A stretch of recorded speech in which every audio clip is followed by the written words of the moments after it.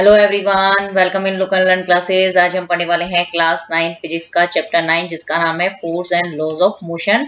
और आज का हमारा टॉपिक है mathematical formulations of conservation of momentum. Okay, इस टॉपिक के अंदर हम जो ऑब्जेक्ट का जो मोमेंटम होता है उसका जो कंजर्वेशन होता है उसका क्या करेंगे, फॉर्मूला जो है वो इस टॉपिक के अंदर हम क्या करेंगे, डिराइव करेंगे। ओके, तो हमें क्या करना है कि जैसे हमें मोमेंटम जो होता है, ओके, जो मोमेंटम का जो कंजर्वेशन जो होता है उसके लिए हमें क्या बनाना है, फॉर्मूला बनाना है। ओके, तो इसके लिए हमें पता है कि जो मोमेंटम जो होता है, किसी भी ऑब्जेक्ट का जो मोमेंटम जो होता है उसकी मास और वेलोसिटी के ऊपर क्या करता है, डिपेंड करता है। ओके, तो हमें जो फॉर्मूला जो है वो मास और वेलोसिटी के बेस पे बनाना है।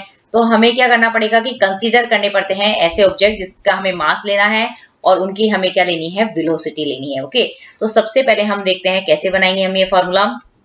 Suppose two object A and B, each of mass m1 and mass m2 are moving initially which velocity u1 and u2 strike each other after time t and start moving with velocity v1 and v2 respectively। इसके अंदर हम क्या करेंगे, दो object लेंगे A and B। Okay, ये दो object जो है मतलब A ऑब्जेक्ट का मास कितना है, m1 है, और B ऑब्जेक्ट का मास कितना है, m2 है। ओके, ये दोनों ऑब्जेक्ट जो है वो अपनी जो वेलोसिटी है, स्पीड जो है वो u1 स्पीड से या u1 जो ए ऑब्जेक्ट है वो u1 वेलोसिटी से क्या कर रहा है, मूव कर रहा है, और जो m2 ऑब्जेक्ट है वो u2 वेलोसिटी या u2 स्पीड से क्या कर रहा है, मतलब क्या कर रहे हैं, मूव कर रहे हैं, मतलब आगे चल रहे हैं। ओके, फिर क्या करते हैं, जब ये ऑब्जेक्ट A और B u1 और u2 वेलोसिटी स्पीड से क्या कर रहे हैं, आगे चल रहे हैं, तो एक दूसरे से क्या करते हैं, टी टाइम के बाद क्या करते हैं, एक दूसरे से क्या कर जाते हैं, टकरा जाते हैं, मतलब कोलाइजन हो जाता है उनके अंदर। क्लियर? तो उसके बाद में जो इनकी जो वेलोसिटी होती है उनके अंदर क्या होता है, चेंजेस आता है, और इनकी वेलोसिटी जो होती है वो A ऑब्जेक्ट जो है उसकी वेलोसिटी चेंज होकर u1 से क्या हो जाती है, v1 हो जाती है, और जो B ऑब्जेक्ट है उसकी जो वेलोसिटी u2 से कितनी हो जाती है, v2 हो जाती है। क्लियर? तो इसके अंदर ये बताया गया है। तो आप देखेंगे कि यहाँ पे A और B ऑब्जेक्ट है जिसका मास है A1, m1 और m2, और इनकी वेलोसिटी कितनी है, u1 और u2। क्लियर? ये दोनों जो है वो u1 और u2 वेलोसिटी से ये दोनों ऑब्जेक्ट A और B जो क्या कर रहे हैं, मूव कर रहे हैं। ओके, फिर आपस में क्या करते हैं, एक दूसरे से क्या करते हैं, टकराते हैं। तो m1 ऑब्जेक्ट जो होता है m2 के ऊपर फोर्स लगाता है, और जो m2 ऑब्जेक्ट जो होता है वो m1 के ऊपर क्या लगाता है, फोर्स लगाता है। ओके, न्यूटन के थर्ड लॉ के according. Okay, action reaction force होता है। ओके, ये दोनों फोर्स जो होते हैं वो एक दूसरे के क्या होते हैं, अपोजिट होते हैं और इक्वल मैग्नीट्यूड के होते हैं। ओके, जब ये टकराते हैं ना तो m1 ऑब्जेक्ट की जो वेलोसिटी जो होती है वो u1 से चेंज होकर कितनी हो जाती है, v1 हो जाती है। इस तरीके से जो B ऑब्जेक्ट जो है जिसका मास जो है m2, उसकी वेलोसिटी u2 से कितनी हो जाती है, v2 हो जाती है। क्लियर? तो ये इस पिक्चर्स के अंदर हमें इतना मतलब बताना है, क्योंकि इसके ऊपर बेस जो है आपके क्वेश्चन जरूर आता है। यहाँ पे आप बहुत अच्छे से समझ सकते हैं। मतलब आपको यदि मोमेंटम का कंजर्वेशन का डेरिवेशन करना है तो आपको ये दो ऑब्जेक्ट ले लेने हैं ए बी, और जो m1 ऑब्जेक्ट है उसकी वेलोसिटी u1 है और जो m2 ऑब्जेक्ट है उसकी वेलोसिटी u2 है, और जब इनके अंदर टक्कर होती है, एक दूसरे से स्ट्राइक करते हैं, तो m1 ऑब्जेक्ट की वेलोसिटी v1 हो जाती है, और जो m2 ऑब्जेक्ट जो है उसकी वेलोसिटी जो होती है वो u2 से क्या हो जाती है, v2 हो जाती है। क्लियर? अब हम देखते हैं हमें क्या करना है, फॉर्मूला डिराइव करना है। फॉर्मूला किसका डिराइव करना है, कंजर्वेशन ऑफ मोमेंटम का। ओके, तो मतलब कुल मिला के इसके अंदर मोमेंटम का हमें क्या बनाना है, फॉर्मूला बनाना है। क्लियर? तो मोमेंटम का फॉर्मूला मतलब जो होता है वो हमें ध्यान होता है कि पता है कि किसी भी ऑब्जेक्ट का जो मोमेंटम होता है उसकी मास और उसकी जो वेलोसिटी होती है उसके प्रोडक्ट के बराबर होता है। क्लियर? तो सबसे पहले हम क्या करेंगे, इसके अंदर जो ए ऑब्जेक्ट है और जो बी ऑब्जेक्ट है उनके इनिशियल मोमेंटम निकालेंगे। इसी तरीके से जो ए और बी ऑब्जेक्ट है उसका जो है फाइनल मोमेंटम निकालेंगे। क्लियर? अब हमें निकालेंगे कि जो ऑब्जेक्ट ए का जो इनिशियल मोमेंटम जो होता है वो क्या होता है, वो कितना हो जाएगा।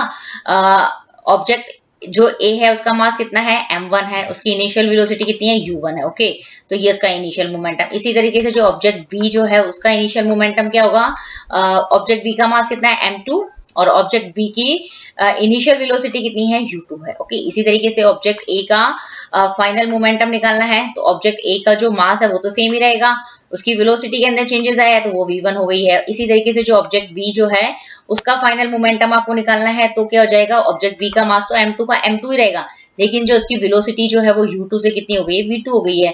तो इस तरीके से हमने यहाँ पे क्या किया है, मतलब जो मोमेंटम जो है, मतलब जो दोनों ऑब्जेक्ट जो है ए और बी उनका इनिशियल मोमेंटम और फाइनल मोमेंटम जो है वो मतलब क्या किया है, इसके अंदर फाइंड आउट किया है। क्लियर? अब हमने ये क्यों किया है, मतलब मोमेंटम क्यों निकाले हैं, इनिशियल और फाइनल मोमेंटम क्यों निकाले हैं, क्योंकि हमें क्या निकालना है कि जो रेट ऑफ चेंज ऑफ मतलब मोमेंटम के अंदर जो चेंज होने का रेट जो है वो हमें क्या करना है, स्टेप मतलब पता करना है।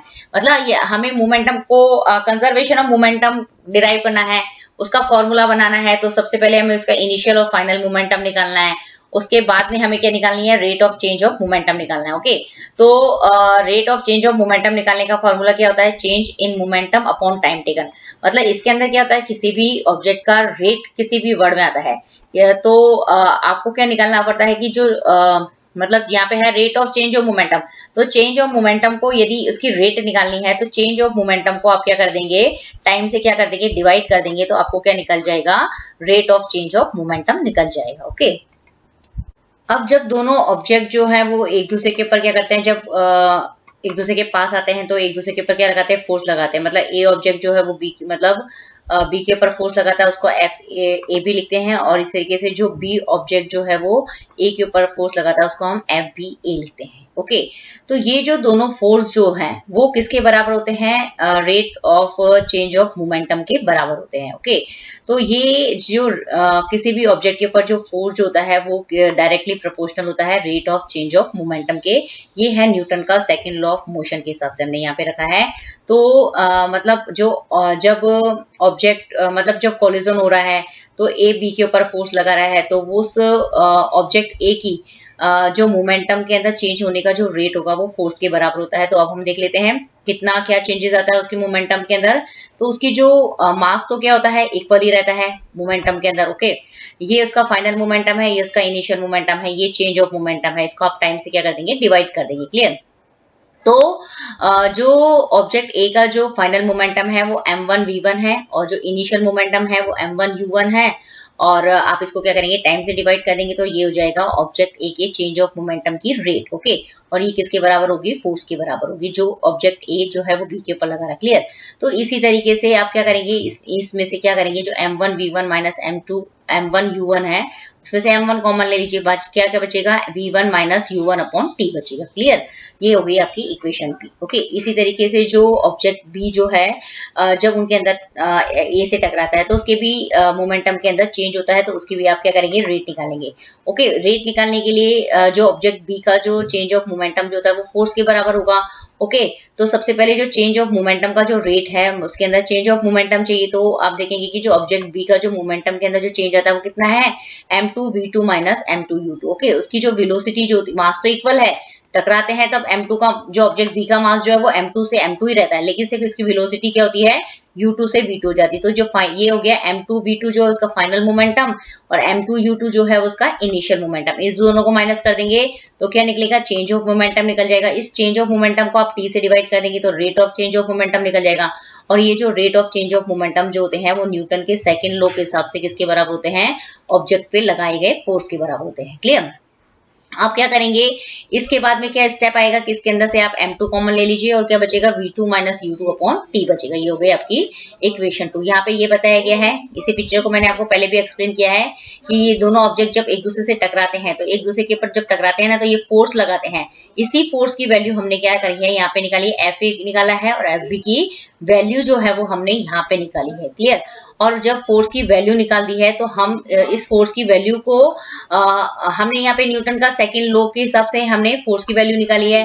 अब हम यहाँ पे न्यूटन का थर्ड लॉ जो है वो अप्लाई करेंगे। न्यूटन के थर्ड लॉ के हिसाब से क्या होता है कि जब भी कोई दो ऑब्जेक्ट जो होते हैं एक दूसरे के ऊपर टकराते हैं, ओके, टकरा दिए, ओके, तो उस कंडीशन में क्या होता है कि ऑब्जेक्ट ए ऑब्जेक्ट बी के ऊपर फोर्स लगाता है, इसी तरीके से मतलब एक्शन फोर्स लगाता है, उसके बदले में m2 भी m1 के ऊपर क्या लगाता है, फोर्स लगाता है। ओके, तो ये दोनों फोर्स जो होते हैं एफ ए और एफ बी जो होते हैं वो एक दूसरे के क्या होंगे, इक्वल अमाउंट इक्वल मैग्नीट्यूड के होंगे और अपोजिट डायरेक्शन के अंदर होंगे। तो यहाँ पे ये बताया गया है कि F A B minus F B ए।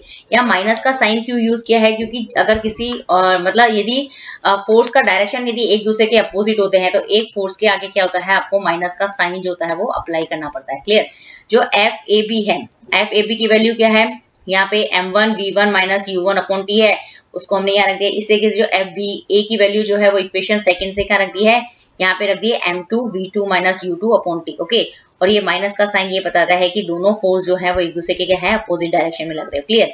अब क्या होगा कि ये जो टी जो है वो ये टी जो होंगे एक दूसरे से कैंसिल हो जाएंगे। हमें इस स्टेप में क्या मिलेगा, हम क्या करेंगे कि m1 को इस ब्रैकेट से मल्टीप्लाई कर देंगे, m2 को इस ब्रैकेट से क्या कर देंगे, मल्टीप्लाई कर देंगे। ओके, m1 को इस ब्रैकेट से क्या करेंगे, मल्टीप्लाई कर देंगे। ओके, तो क्या मिलेगा, m1v1 minus m1u1 equal to minus m2v2 plus m2u2। Okay, ये जो माइनस का जो साइन है, ये माइनस का साइन माइनस m2v2 और ये माइनस का साइन से ये माइनस का साइन जब मल्टीप्लाई होगा तो प्लस का m2u2 हो जाएगा। ओके, तो यहाँ पे आपको ये चीज समझ में आ गई। अब क्या करेंगे, जो u1 और u2 वाली वैल्यू है उसको आप एक तरफ लेके चले जाएंगे और जो v1 और v2 वाली वैल्यू है जो आप वो इस तरफ ले जानी है। ओके, तो आप देखेंगे कि m1v1 यह है, ये माइनस का साइन है, तो जब ये इक्वल टू से इधर की तरफ आप लेके जाएंगे ना, इस इक्वल टू के इधर की तरफ, तो ये प्लस में कन्वर्ट हो जाएगा, तो प्लस m2v2 बन जाएगा। इसी तरीके से ये जो m1u1 का है, तो इस माइनस को आप इक्वल टू के इधर लेके जाएंगे तो ये प्लस की बन जाएगी और ये ऑलरेडी क्या है, प्लस का है। ओके, तो यहाँ पे आपने देख लिया है कि क्या हो गया, हमारे पास नेक्स्ट स्टेप क्या गया है, m1v1 plus m2v2 equal to m1u1 plus m2u2। तो आप यहाँ पे देखेंगे कि ये ऑब्जेक्ट का क्या है, ये ऑब्जेक्ट ए का फाइनल मोमेंटम है और ये ऑब्जेक्ट बी का फाइनल मोमेंटम है। इस तरीके से ये ऑब्जेक्ट ए का क्या है, इनिशियल मोमेंटम है, ये ऑब्जेक्ट ए का बी का इनिशियल मोमेंटम है। तो यहाँ पे क्या हो गया, m1v1 प्लस m2v2 क्या है, total final momentum of the object है। ओके, और ये क्या है, मतलब ये जो LHS के अंदर जो आप देख रहे हैं m1v1 प्लस m2v2, ये क्या है, मतलब कोलिजन होने के बाद में ऑब्जेक्ट का क्या है, दोनों ऑब्जेक्ट के फाइनल मोमेंटम है। और ये जो RHS के अंदर आपको दिख रहे हैं m1u1 प्लस m2u2, ये क्या है, कोलिजन होने से पहले जो दोनों ऑब्जेक्ट जो हैं उनके टोटल इनिशियल मोमेंटम है। तो आप देखेंगे कि जब हमने ये फॉर्मूला डिराइव किया है तो उसके अंदर जो दोनों ऑब्जेक्ट जो हैं उनका टोटल इनिशियल मोमेंटम और जो टोटल फाइनल मोमेंटम जो होता है वो इक्वल आता है। क्लियर। तो यहाँ पे ये बताया गया है। तो अब हम इस तरीके से कह सकते हैं कि जब भी कोलिजन होता है तो किसी भी ऑब्जेक्ट के जो इनिशियल मोमेंटम होता है, उनका जो टोटल इनिशियल मोमेंटम होता है और टकराने के बाद में उन दोनों ऑब्जेक्ट का जो टोटल फाइनल मोमेंटम जो होते हैं वो क्या होते हैं, एक दूसरे के इक्वल होते हैं और उसी को हम बोलते हैं कंजर्वेशन ऑफ मोमेंटम। और उसका फॉर्मूला हमने बताया था अभी, वो क्या होता है, वो फॉर्मूला होता है m1v1 plus m2v2 equal to m1u1 और प्लस m2u2। ये है कंजर्वेशन ऑफ मोमेंटम निकालने का फॉर्मूला और यही हमारा आज का टॉपिक भी था। ओके, तो इस तरीके से हमने ये प्रूफ कर दिया है कि जब भी मोमेंटम ऑफ कंजर्वेशन होगा तो उसके अंदर सिर्फ एक बात ये होगी कि जो दोनों ऑब्जेक्ट जो होंगे, जो टकरा रहे हैं दोनों ऑब्जेक्ट m1 ए और बी ऑब्जेक्ट, ठीक है, वो सिर्फ आपस में क्या करते हैं, एक दूसरे के ऊपर फोर्स लगाते हैं। क्लियर। इनके ऊपर कोई भी एक्सटर्नल फोर्स अप्लाई नहीं होता है। उसी कंडीशन के अंदर क्या होता है कि टकराने से पहले का जो इनिशियल मोमेंटम होता है और टकराने के बाद ऑब्जेक्ट का जो फाइनल मोमेंटम होता है, टोटल फाइनल मोमेंटम होते हैं, वो क्या होते हैं, इक्वल होते हैं। ओके, यही है हमने इस टॉपिक के अंदर जो कंजर्वेशन ऑफ मोमेंटम का फॉर्मूला डिराइव कर लिया है और इस पे बेस्ड जो है आपके न्यूमेरिकल्स आता है, डेरिवेशन भी पूछे जाते हैं आपको। तो होप है कि आपको ये टॉपिक क्लियर हुआ होगा। यदि आपको ये वीडियो पसंद आया तो इसे प्लीज लाइक कीजिए, शेयर कीजिए और लुक एंड लर्न क्लासेस को सब्सक्राइब जरूर कीजिए और नोटिफिकेशन बेल को हिट जरूर कीजिए। Okay, thank you very much.